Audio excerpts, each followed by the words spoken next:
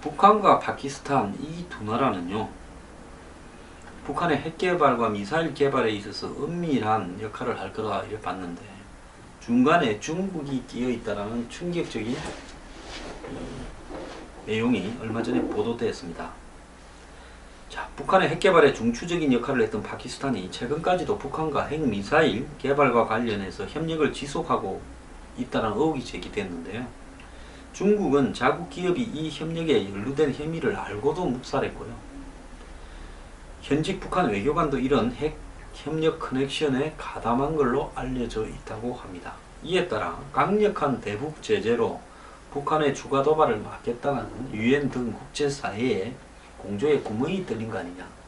구멍이 뚫린 정도가 아니라 중국이 얼마나 위선적으로 우리한테나 미국한테, 유엔한테 장난을 치는가를 보여주는 좋은 예라고 보고 있습니다.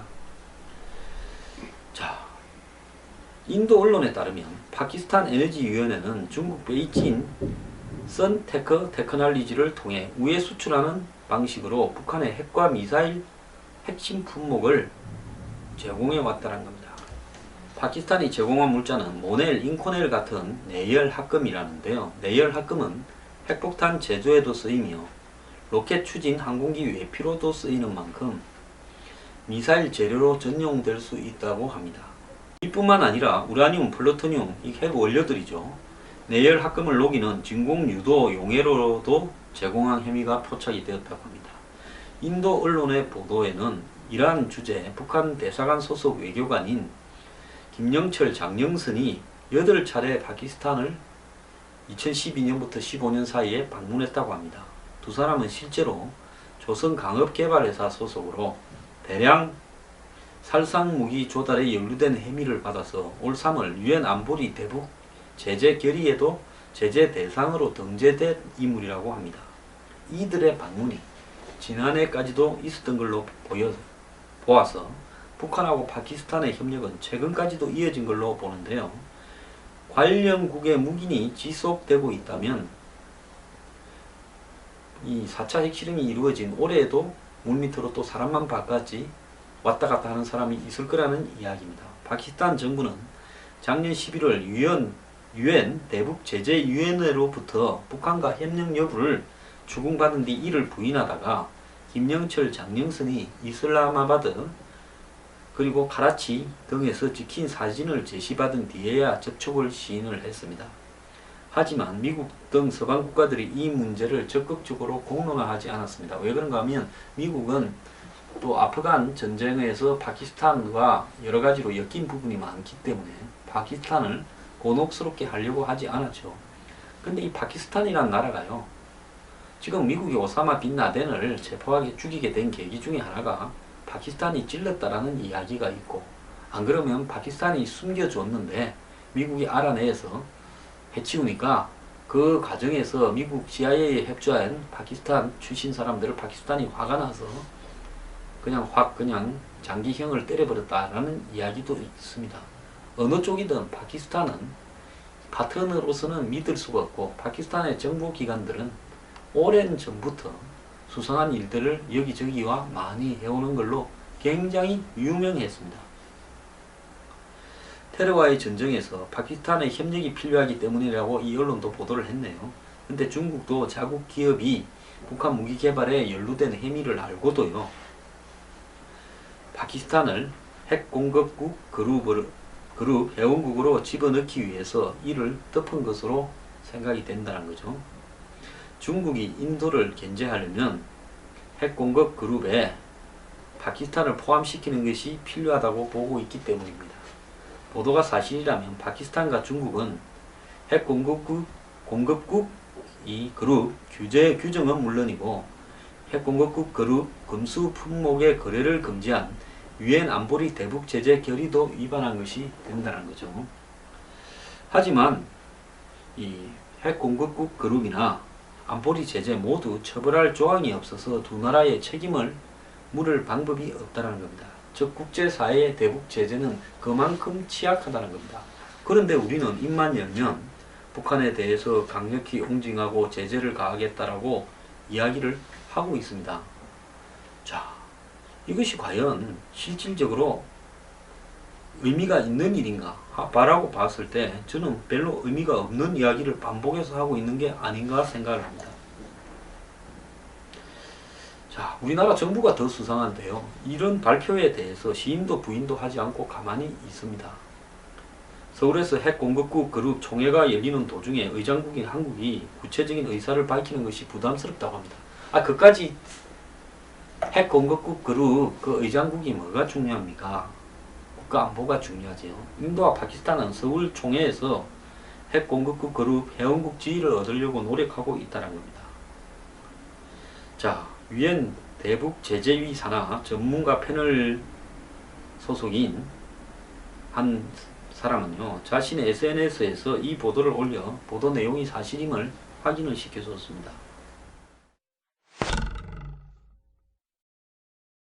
진짜 적보다요, 말리는 척하고 제재하는 척하면서 뒤로 장난치는 중국이 더 미운데요. 자, 중국이 이것뿐만 아닙니다. 이 불법 의료 문제에 대해서도 한중 간에 여러 가지 협정이 있습니다만은 FTA도 있고 여러 가지도 있음에도 불구하고 완전히 깔아뭉개고 있습니다. 지난 5월달만 하더라도 중국이 520회의 불법 의료를 했다고 합니다. 이제는 30척씩 떼거지로 몰려다니면서 어족 자원을 서해 바다에서 싹쓸이를 하고 있는데요. 외국의 노략질과 다름이 없다라는 겁니다. 자, 정부는 중국 어선들이 이제 간이 배 밖에 나와가지고 한강 하구 수역에도 출몰을 합니다. 즉 한강 하구는 북한과의 접경 지역이지 않습니까? 그래서 우리 어선들도 그 근처에서는 잘 조업을 하지 않는데요. 중국 어선들은 북한이고 우리고 뭐 알 바 없다 하면서 여차하면 북한으로 도망가지 하고 한강 하구까지 와서 불법 조업을 하니까 얼마 전에 군경이 한강 하구에 불법 조업을 하는 중국 어선의 태각 작업에 나섰죠. 그런데 이 부분도요, 왜 경찰하고 같이 했는가 하면 우리 군이 한강 하구에 가서 중국 어선을 단속하면 중국을 갖다가 자극하고 북한에게 또 빌미를 줄 수 있다고 해가지고 이 군 경찰이 같이 했다는 겁니다. 자, 이것도요, 하도 욕을 많이 하니까 어민들이나 국민들이 마지 못해서 했는데요. 우리나라 정부가 이 중국 어선에 대해서 이제 우리 한강 밑에 하구까지 와서 불법 조업을 하는 것을 눈앞에서도 방치하고 있다가 아주 그냥 떠밀려서 겨우 나섰습니다. 자, 그리고 해군은 아예 그냥 중국 어선의 납포나 이런 거를 갖다 처음부터 고려하지 않았고 밀어내기만 하면 된다라고 했답니다. 그 퇴거 작업을 할 때도요. 그래서 중국 어선들이 눈치채고 이때만 또 살짝 넘어가자고 고분고분 응한 것이죠. 자, 이런 식으로 우리가 이 중국에 대해서 우리의 영해까지 들어와서 난리를 치는 것 하나 뭘 대응을 하지 못하고 있습니다. 자, 우리가 지금 중국 어선에 대해서 하는 태도도요, 사드에 대해서 보여왔던 전략적 모순과 똑같습니다. 우리 한번 보십시오. 사드에 대해서 이제 산 꼭대기 하겠다고 합니다. 자, 중국이 겁이 나가 사드 어디에 배치할 건지 중국 눈치 본다고 저기 산 꼭대기에 외딴 데 하려고도 아직도 그러고 있는 거 아닙니까? 북한이 무수단 미사일 실험을 했음에도 불구하고 말입니다. 자, 바다에서 하는 꼴이나 사드를 하는 꼴이나 북한의 핵개발에 중국이 중간에 서서 장난을 다 치고 있는데요.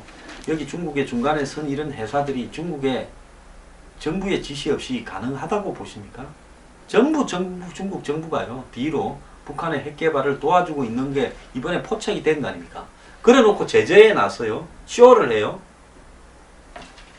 짜고 치는 고스톱 아닙니까? 솔직히 중국은 북한 보고 핵개발을 해라고 시킨 거 아닙니까? 이 보도에 의하면. 자, 우리는 어선 하나도 단속 못하는데요. 엊그제 북한이 무수단 발사하고 난 다음에 유엔 안보리가 북한 미사일 규탄 성명을 내고 기술 전진에 대한 우려가 급증했고 정상각도 발사 시 4,000km가 가능하다 그러고 박 대통령은 북한 도발 초기에 강력 응징한다 그러고 군 지휘관에 지시한다 그러고 연일 대강경 메시지를 발표하고 북한 미사일 발사 후에 다양한 조치를 검토한다고 하는데요. 이것이 다 무슨 소용이 있는지 묻고 싶습니다. 자, 북한의 무수단 정보도요, 미군에만 의존하고 있습니다. 북한이 고각 발사를 해서 그렇게 성공했다라는 부분도 외부에서 알려지기 전까지는 시시했습니다. 자, 북한이 미사일을 왜 발사하는지에 대해서도 우리는 그냥 그걸 폄하했습니다. 그러니까 임박 징후가 나오니까요, 일본 언론이 보도한 것을 보고 우리도 그 부분을 뒤늦게 확인해 줍니다.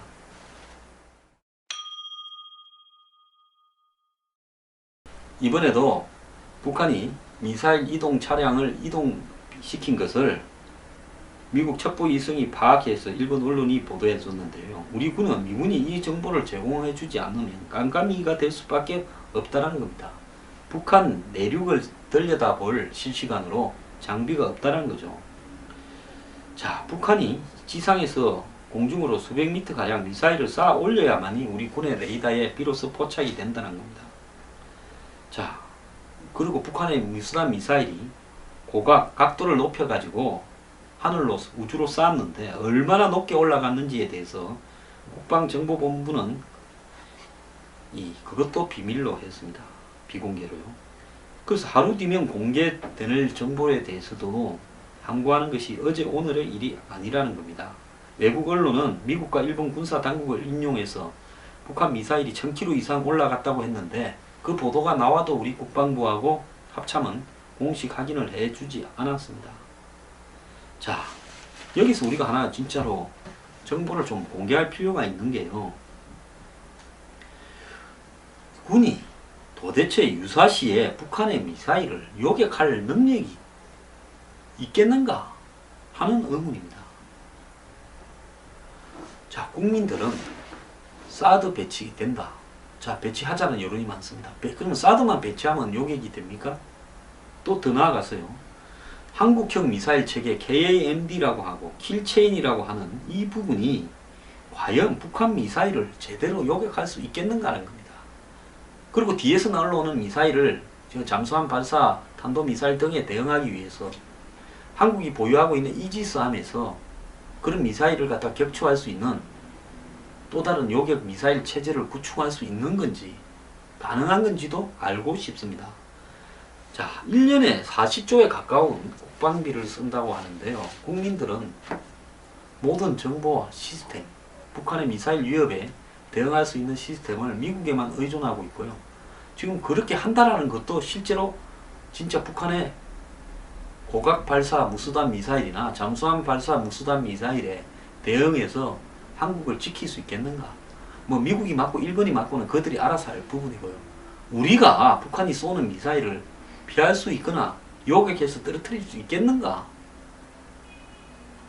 그게 아니라면 어떻게 할 것인지 이야기를 좀 해야 되는 거 아니겠습니까? 맨날 강력 응징이라는 이야기에 이제 질려버렸습니다. 저는 그냥 강력 응징이란 말만 나와도요, 이제 정말 짜증이 납니다. 그리고 중국에 대해서 언제까지 이렇게 할 겁니까? 자, 이런 보도가 나서면 정부가 공식적으로 파키스탄이 지금도 북한에 핵과 미사일 물자를 공급하고 있다는데, 즉 북한이 사지 못하는 한마디로 특수한 학금이나 특수한 장비, 부품을 파키스탄이 공급해주고 있다는데 그 가중에 중국을 거쳐서 간다는데 중국 정부가 이걸 모를 수가 있느냐 라고 이야기를 하고 미국 보고 이걸 갖다가 강하게 대처하자라고 해야 될 건데 말 한마디 하고 있습니다. 하긴 뭐 중국의 어선 보고도 제대로 잡지도 못하는데 한강 앞바다까지 와서 저 난리를 쳐도요. 만약에 중국의 어선에 북한 간첩이 뒤섞여 들어와가 한강 앞바다에서 거짓거리를 하면 어떻게 할 겁니까? 정말 열받습니다.